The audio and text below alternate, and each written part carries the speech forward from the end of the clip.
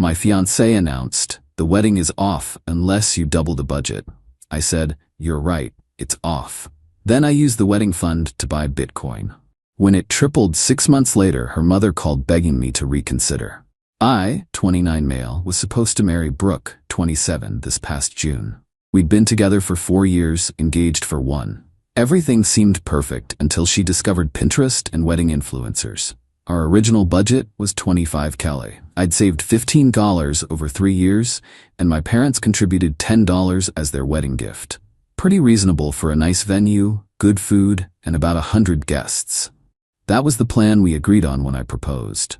Then February happened. Brooke came home from her friend Carly's wedding with a whole new attitude. Suddenly, our intimate garden wedding was embarrassing and basically poverty. "Derek, we need to talk about the wedding." I was assembling IKEA furniture, already frustrated. "What about it?" "Carly's wedding cost $70 and it was perfect. The flowers alone were $8K. Our entire flower budget is $1,500. People will compare." "People who?" "Everyone. My sorority sisters, my coworkers, your family. My family doesn't care about flower arrangements." She rolled her eyes. "That's because they don't understand class." "Look, I've been thinking. We need to double the budget, minimum." I literally dropped the Allen wrench. "Double? To 50K? Where's that money coming from?" "You could take out a loan, or ask your brother. He just bought that huge house." "My brother bought that house after working 80-hour weeks for 5 years. "But sure, let me ask him to fund your princess fantasy." "Brooke, we agreed on $25. That's already a lot." "It's really not. Do you know what the average wedding costs now?" $35. Average. We're below average. Is that what you think I'm worth? Below average? I saw where this was going. "The budget stays at $25K. She stood up, hands on hips. "Then the wedding is off until you can afford to give me what I deserve." I looked at her for a long moment. Really looked at her. This wasn't about flowers or venues. This was about competing with her friends, about Instagram posts, about showing off. "You're right," I said. "The wedding is off." Her face went through like 5 different expressions. "Wait, what?" "You said it's off unless I double the budget. I'm not doubling the budget, so it's off." "Derek, don't be dramatic. I didn't mean, you literally just said it's off. I'm agreeing with you." She started crying, but not sad tears. Angry tears. "You're really gonna throw away 4 years over money?" "Apparently you are." She stormed out, went straight to her mom Gloria's house. Within an hour, my phone was blowing up. "Gloria, Derek, what did you do to my baby?"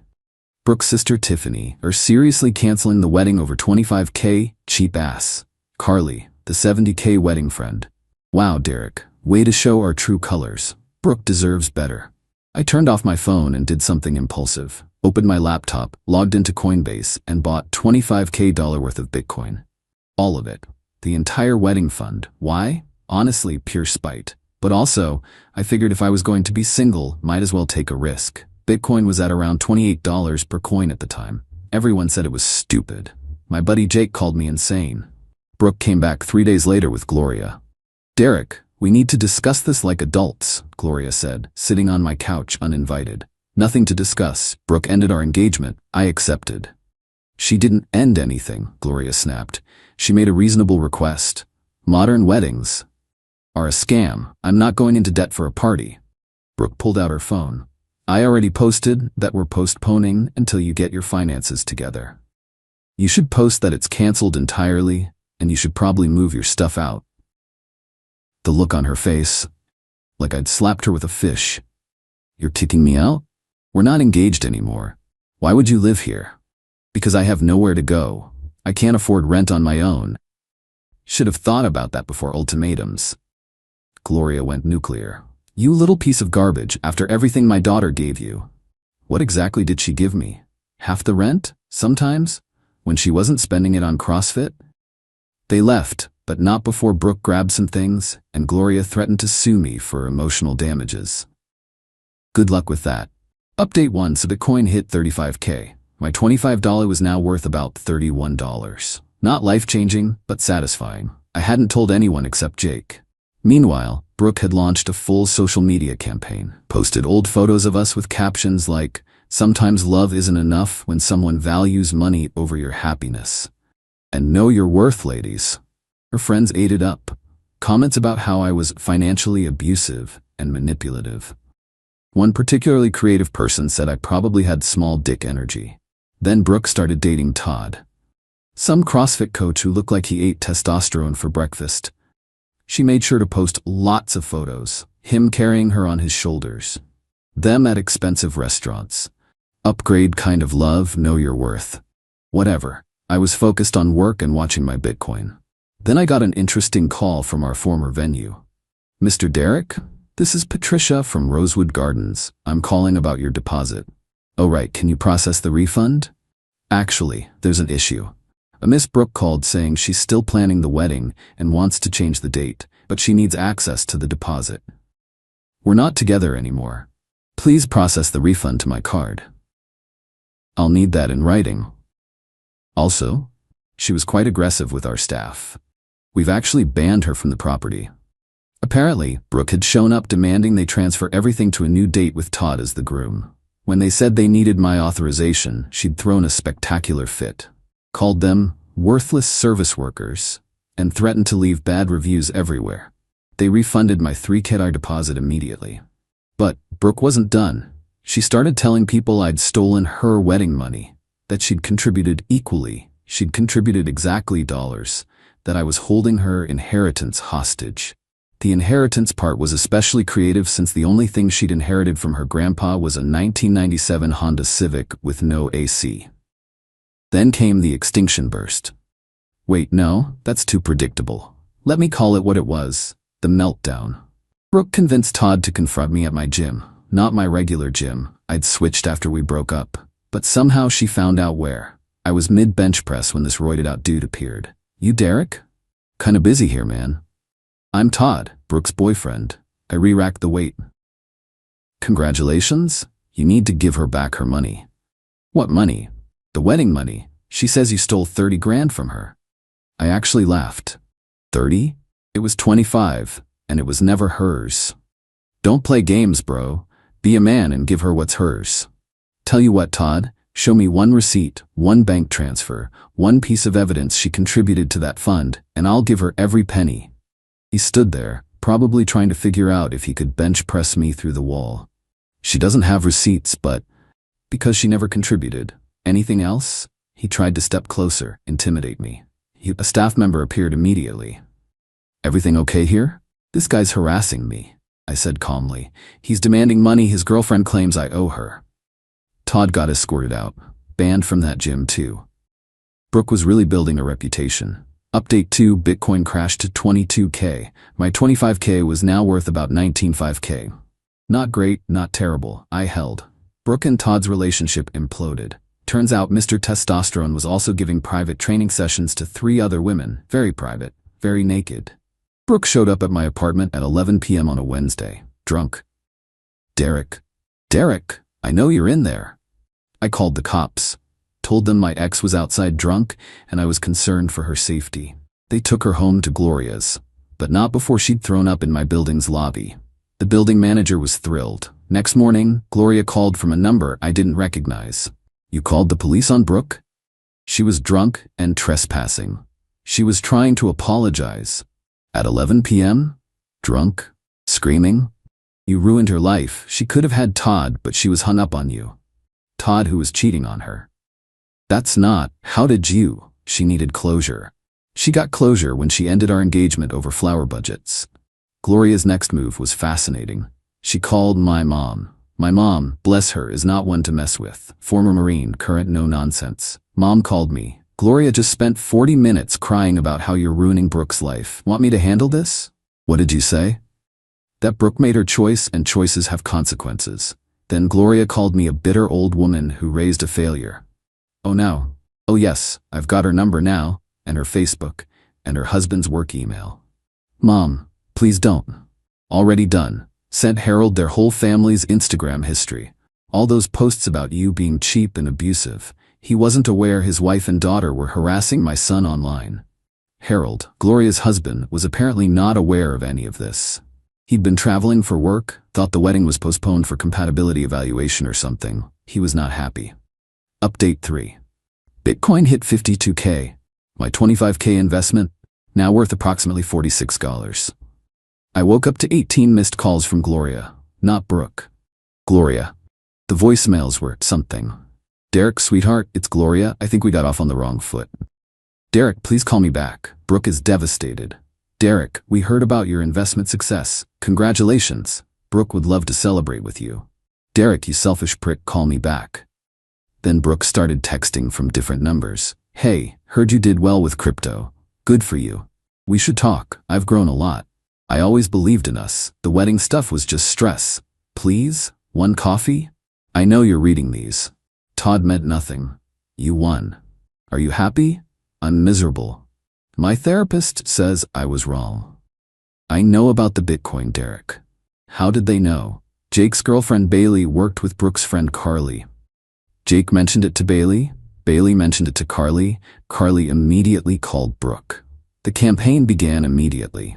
First, Brooke created a whole Instagram post about the one who got away with our old photos. Tagged me in it. Her caption was a masterpiece of manipulation. Sometimes you don't realize what you have until it's gone.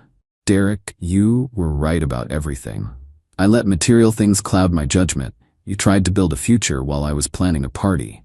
Please forgive me. Second chances, growth mindset, love wins. The comments were hilarious. Get him back, girl. He doesn't deserve you, queen. Men like that don't exist anymore. Then came the ambush. I was at Whole Foods when Brooke appeared in the cereal aisle. Full makeup, sundress, looking like she'd stepped out of a rom-com. Derek, what are the odds? Pretty high since you follow my Instagram and I posted about needing groceries. She laughed nervously. Okay, you got me. I needed to see you. Why? Because I made the biggest mistake of my life. An older woman stopped to watch. Brooke knew she had an audience. I was stupid and shallow, and I lost the best thing that ever happened to me. The best thing that ever happened to you is currently worth $46. The older woman gasped. Brooke's face cracked for just a second. I don't care about the money. Really? Then you won't mind that I'm planning to hold it long term. Maybe 5 years. Could be worth nothing by then. I don't care. I want you. No thanks. I left her there. The older woman said something to her, but I didn't catch it. That night, Gloria showed up. With Harold and a bottle of wine. We come in peace, Harold said, looking exhausted. I didn't let them in, but I stood in my doorway. Gloria launched into a speech. Derek, I've been a terrible future mother-in-law. I pushed Brooke to want things that didn't matter. I filled her head with nonsense about fairy tale weddings. It's my fault, but you two are meant to be together. We're really not. Harold finally spoke. Cut the crap, Gloria. Derek, she wants the Bitcoin money. She's calculated that if you got married, she'd be entitled to half in a divorce. Her sister's boyfriend is a paralegal and gave her the idea. Gloria turned red. Harold, what? Kid deserves the truth. They think if they can get you back for just a few months, get married quick, she can divorce you and take half. I looked at Gloria. Is that true? She couldn't even look at me. It's not. We just thought. Get the hell away from my home. Harold dragged her away. Sorry, kid. I tried to talk sense into them. Good luck. Update 4. Bitcoin dipped to 48K, but I held. Still way up from my initial investment. Brooke's plan had failed, but she wasn't done. She started a GoFundMe. I kid you not. The title, Help Me Rebuild After Financial Abuse. The description claimed I'd manipulated her into giving up her life savings for a wedding, then stole it all to gamble on cryptocurrency. She raised $73 from 3 people. One was her mom. But here's where it gets interesting. Remember how I said Brooke was bad with money? Turns out she owed quite a bit in credit card debt. Like $18, quite a bit. Gloria had been making minimum payments for her. When Harold found out about the GoFundMe, he cut them both off. Completely. No more credit card payments, no more phone plan, no more car insurance. Brooke had to move back in with them and get a second job at Target. She lasted 3 days before quitting because working retail is beneath me. Then Tiffany, Brooke's sister, reached out to me privately. Derek, I'm sorry about all this. Brooke's lost it. She keeps saying you two are destined and the universe will bring you back together. That's concerning. It gets worse. She's been driving by your place. She knows your schedule. She's convinced you're dating someone because you posted a photo at a restaurant and there were 2 plates. The photo was me and Jake celebrating a work promotion. But okay. Thanks for the heads up. There's more. She applied for a loan to invest in crypto, because if Derek can do it, it must be easy. She got denied and blamed you for gatekeeping financial information. I installed a security camera the next day. Good thing too. Caught Brooke trying to stick something under my door at 3 a.m. It was a 10-page letter about our cosmic connection and how she'd consulted a psychic who said we were twin flames. The psychic cost $300, money she borrowed from Qley. Speaking of Qley, she called me from Brooke's phone. Derek, Brooke needs closure. She got closure when she ended things. No, real closure. She can't move on. That's not my problem. Wow, you really are cold. She was right about you. I thought she said I was her twin flame? That's what I thought. The calls stopped for about a week. Then I got a LinkedIn message from Brooke's dad, Harold. Kid, thought you should know. Gloria and Brooke are planning something. Overheard them talking about your company's HR department. Be careful. Sure enough, 2 days later I got called into HR. Derek, we received a complaint about you harassing a former partner. My stomach dropped. What? A Miss Brooke submitted screenshots of texts she claims are from you. They showed me the texts, completely fabricated. Stuff like, you'll never find anyone better than me, and I own you, and other psycho crap I'd never write. These are fake. I haven't contacted Brooke since we broke up. Check the phone numbers. They did. The numbers didn't match mine. HR dismissed it immediately, but documented everything in case she escalated. She did. Next, she contacted 3 of my exes, found them through Facebook, told them I was dangerous and financially manipulative, and tried to get them to make complaints. All 3 contacted me immediately. My ex Rachel actually sent me screenshots of Brooke offering her $500 to share her story about me. Rachel's response, Derek's the most boring, stable guy I know. We broke up because he wanted to stay in and play board games every Friday. Try again. Thanks, I think. Final update. Bitcoin hit $51. Hey, I sold half my position, walked away with $23 in profit after taxes, kept the rest riding, used some of the profit to pay off my car, put the rest in boring index funds, like the boring, stable guy I am. Then the news broke.